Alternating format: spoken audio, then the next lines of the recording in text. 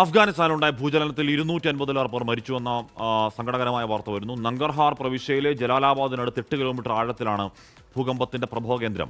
പ്രാദേശിക സമയം ഞായറാഴ്ച രാത്രിയാണ് റിക്ടർ സ്കെയിലിൽ 6 തീവ്രത രേഖപ്പെടുത്തിയ ഭൂചലനമുണ്ടായത്. കൃഷ്ണ ചെറിയ വിവരങ്ങൾ വച്ചിരുന്നു. കൃഷ്ണ, അഫ്ഗാനിസ്ഥാന്റെ ഒരു പ്രത്യേകത വെച്ച് വല്ലാതെ ഇടിയുന്ന മണ്ണൊക്കെ ആയതുകൊണ്ട് 6 രേഖപ്പെടുത്തിയ ഭൂചലനം ഒരുപക്ഷെ സാധാരണ ഉണ്ടാക്കുന്ന ഇമ്പാക്റ്റിനേക്കാൾ 10 മടങ്ങ് ഇമ്പാക്റ്റ് അഫ്ഗാനിസ്ഥാനിൽ ഉണ്ടാക്കും.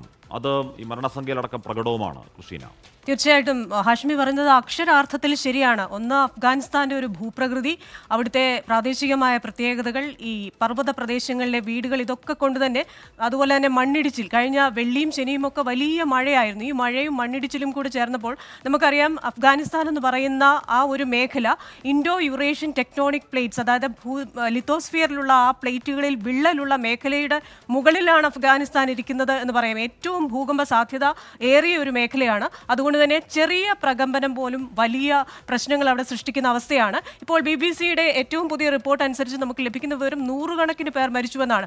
ചില രാജ്യാന്തര മാധ്യമങ്ങൾ അത് 250 പേരിലേറെ മരിച്ചുവെന്ന് പറയുന്നുണ്ട്, 150-ലേറെ പേർ മരിച്ചുവെന്ന് പറയുന്നുണ്ട്.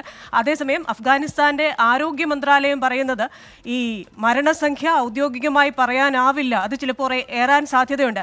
ഹാഷ്മി പറഞ്ഞതുപോലെ തന്നെ അവിടുത്തെ മറ്റൊരു പ്രത്യേകതയാണ് ഈ പ്രഭവ കേന്ദ്രമെന്ന് പറയുന്നത് വളരെ താഴെയാണെങ്കിലും ലിത്തോസ്ഫിയറിൽ താഴെയാണ് ഇവിടെ ഭൂകമ്പം ഉണ്ടാകാറ്. അതുകൊണ്ട് തന്നെ അത് വലിയ ഇമ്പാക്റ്റ് ആണ് പുറമെ ഉണ്ടാക്കുന്നത്. നിരവധി വീടുകളാണ് മണ്ണിനടിയിലായിരിക്കുന്നത്. പ്രത്യേകിച്ച് ഈ മണ്ണിടിച്ചിൽ ഉണ്ടായതുകൊണ്ട് തന്നെ പലയിടത്തും വീടുകൾ മണ്ണിനടിയിലായി. അതിന് കാരണവുമുണ്ട്. നമ്മൾ അഫ്ഗാനിസ്ഥാനിലെ വീടുകൾ നോക്കിക്കഴിഞ്ഞാൽ പർവ്വത പ്രദേശങ്ങളിൽ, പ്രധാനമായും നങ്കർഹാർ അതുപോലെ കുനാർ പ്രവിശ്യകളിലാണ് ഈ ഭൂചലനം ഉണ്ടായത്. ഇവിടുത്തെ വീടുകൾ കാണാം, തടി, ചെളി, അതുപോലെ വലിയ ബലമൊന്നുമില്ലാത്ത കോൺക്രീറ്റ് സ്ലാബുകൾ, ഇതൊക്കെ കൊണ്ടാണ് ഉണ്ടാക്കിയിരിക്കുന്നത്. അതുകൊണ്ട് തന്നെ ചെറിയൊരു പ്രകമ്പനം വന്നാൽ തന്നെ ഈ വീടുകൾ അടിഞ്ഞു മണ്ണോട് ചേരുകയും നിരവധി പേർ അപകടത്തിൽപ്പെടുകയും ചെയ്യും. 2022-ലുണ്ടായ ഭൂചലനത്തിൽ നമുക്കറിയാം ആയിരക്കണക്കിന് പേരാണ് മരിച്ചത്.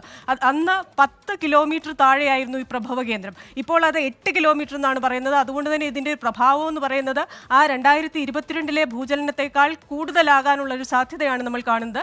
ഇനി നമ്മൾ USGS-ന്റെ ഒരു ലേറ്റസ്റ്റ് വേർഷൻ നോക്കിക്കഴിഞ്ഞു കഴിഞ്ഞാൽ ജലാലാബാദിന് 28 കിലോമീറ്റർ അകലെയാണ് ഈ ഭൂചലനം ഉണ്ടായത്. ഇത് അങ്ങ് പാകിസ്ഥാനിലുള്ള ഇസ്ലാമാബാദ് വരെ അതിൻ്റെ പ്രകമ്പനങ്ങൾ ഉണ്ടാക്കി. ന്യൂഡൽഹിക്ക് അടുത്തുപോലും ഈ പ്രകമ്പനങ്ങൾ ഉണ്ടായി എന്നാണ് പറയാൻ കഴിയുന്നത്. അതുപോലെ തന്നെ സഹായം അഭ്യർത്ഥിച്ചിട്ടുണ്ട് താലിബാൻ സർക്കാർ. വലിയ സാമ്പത്തിക പ്രതിസന്ധിയിലാണ് അവർ. അതുകൊണ്ട് തന്നെ രാജ്യാന്തര സംഘടനകളും സന്നദ്ധ സംഘടനകളും ഒക്കെ സഹായിക്കണം. പ്രത്യേകിച്ച് ഈ ടെറൈൻ എന്ന് പറയുന്നത് മൗണ്ടേനിയസ് ടെറൈനാണ്. പർവ്വതങ്ങൾ ധാരാളമുള്ള, ഈ വീടുകൾ പെട്ടെന്ന് തന്നെ ഇടിഞ്ഞു വീഴുന്ന തരത്തിലുള്ള ഒരു ടെറൈനാണ്. അതുകൊണ്ട് തന്നെ അവിടെ വ്യോമ ഗതാഗതം ഉപയോഗിച്ച് മാത്രമല്ല, ഹെലികോപ്റ്റർ ഉപയോഗിച്ച് മാത്രമാണ് രക്ഷാപ്രവർത്തനം സാധിക്കുന്നത്. അങ്ങനെ ചില ഹെലികോപ്റ്ററുകൾ അവിടെ എത്തുന്നുണ്ട്. അതിൻ്റെ ചില ദൃശ്യങ്ങൾ BBC സംപ്രേഷണം ചെയ്തിട്ടുണ്ട്. ഇത് കണ്ടോ, ഈ ഹെലികോപ്റ്ററിലൂടെ രക്ഷാപ്രവർത്തനം നടത്തുന്നതിൻ്റെ ചില ദൃശ്യങ്ങളാണ്. അപ്പോൾ ഹെലികോപ്റ്ററുകൾ എത്തുന്നുണ്ട്, രാജ്യാന്തര സഹായം അവർ അഭ്യർത്ഥിച്ചിട്ടുണ്ട്. നിരവധി പേർ ആശുപത്രിയിൽ ചികിത്സയിലാണ്. ഇതാണ് ഇപ്പോഴത്തെ അഫ്ഗാനിസ്ഥാന്റെ അവസ്ഥ. ഔദ്യോഗികമായി എത്രയാണ് മരണസംഖ്യ എന്ന് പറയാനാവില്ല.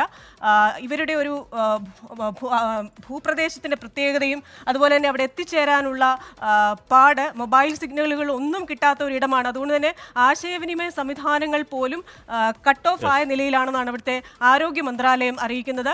വലിയൊരു പ്രതിസന്ധിയിലാണിപ്പോൾ അഫ്ഗാനിലെ താലിബാൻ സർക്കാർ ഉള്ളത്. അതുകൊണ്ട് തന്നെ സഹായം അഭ്യർത്ഥിച്ചിട്ടുണ്ട്. പല രാജ്യങ്ങളിൽ നിന്നും സന്നദ്ധ പ്രവർത്തകരിൽ നിന്നും ഉടൻ തന്നെ അവിടെയൊക്കെ സഹായം പ്രവഹിക്കും എന്ന ദുഷ്കരമായ ഒരു ടെറൈനാണ് അവിടെ. അപ്പോൾ അവിടെ രക്ഷാദൗത്യം അങ്ങേയറ്റം ദുഷ്കരമാവുന്നു. 250 മരണം എന്നുള്ളത് പ്രാഥമികമായി മാത്രം വരുന്ന മരണക്കണക്കാണ്. ഒരു പക്ഷേ അതിന് മുകളിലേക്ക് ഉയരാതിരിക്കട്ടെ, പക്ഷെ അതിന് മുകളിലേക്ക് ഉയർന്നേക്കാം അവിടുത്തെ മരണങ്ങൾ.